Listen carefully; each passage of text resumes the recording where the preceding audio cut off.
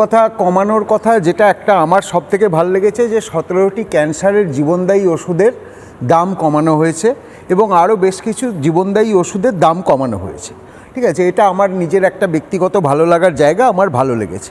এবার আসি যে কথাটা বলা হচ্ছে যে পশ্চিমবঙ্গ কিছু পায়নি। আচ্ছা, ডানকুনি, শিলিগুড়ি, দুর্গাপুর এগুলো তো পশ্চিমবঙ্গেই তো, নাকি এগুলো গুজরাটে? আমি জাস্ট অ্যাড করে দিচ্ছি, মমতা বন্দ্যোপাধ্যায়ের কথায় হামটি ডামটি বাজেট, অভিষেক বন্দ্যোপাধ্যায়ের কথায় 40 মিনিটের ভাগ বকা। আপনাকে জানিয়ে রাখলাম, বলুন স্যার। না শুনেছি, মনিদা এক মিনিট, আজকের আলোচনাটা চেঁচামেচির নয় তো। দুর্গাপুর, শিলিগুড়ি, এগুলো ডানকুনি, এগুলো কি পশ্চিমবাংলার বাইরে? এগুলো তো পশ্চিমবাংলার মধ্যে বলেই জানি।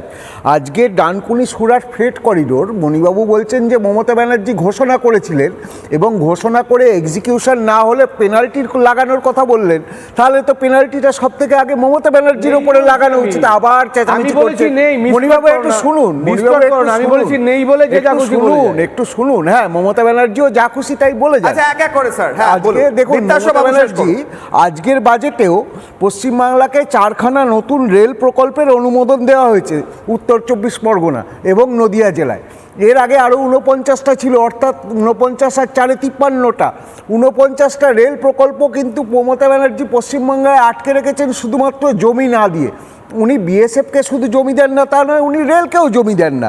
আজকে ডানকুনি সুরাট ফ্রেট করিডোর হলো, আমার তো আশঙ্কা যে মমতা ব্যানার্জি এটাকে বানচাল করানোর জন্য জমি অধিগ্রহণের জন্য কোনো চেষ্টাই নেবেন না। আজকে দুর্গাপুর পশ্চিমবাংলার তুমি দেখো, যদি উন্নয়নটা, এটা তৃণমূলকে দোষ দিয়ে লাভ নেই, এটা বাম আমল থেকেই একটা মাথা ভারী উন্নয়ন, অর্থাৎ পুরো উন্নয়নটাই কলকাতা কেন্দ্রিক।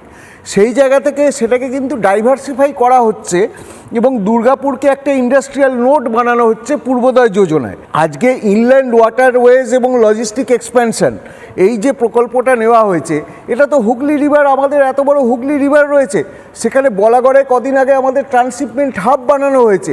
তাহলে বলাগড়কে কেন্দ্র করে একদিকে হুগলি, ওদিকে বর্ধমান, পুরুলিয়া, এই জায়গাগুলোকে কেন্দ্র করে তো বিশাল শিল্প তালুক গড়ে তোলা যেতে পারে। পশ্চিমবঙ্গ সরকার সেই উদ্যোগ নিক। এবং মমতা ব্যানার্জির উন্নয়ন কীরকম জানো কিশলায়? মমতা ব্যানার্জি নিজে যে প্রকল্পের একসময় ঘোষণা করেছিলেন, উদ্বোধন করেছিলেন, বড় মুখ করে 2011 সালে আসার আগে বলতেন আমার প্রকল্প, সেই প্রকল্প থেকেই নিজে বেরিয়ে গেছেন। সেটা হচ্ছে আমাদের কলকাতা মেট্রো রেল প্রকল্প, যেখানে আগে রাজ্যের অংশীদারিত্ব ছিল। মমতা ব্যানার্জি সরকারে আসার পর সেই অংশীদারিত্ব আপনার কাছে এখন কয়েকটা আমি আসছি দীপ্তাস্য বাবু। 300 মিটার যে জায়গাটা জোড়া গেলে কলকাতার ট্রান্সপোর্টেশন ঠিক আদালতে পড়ে আছে, উন্নতি হবে, সেটাকেও আটকে দেয়।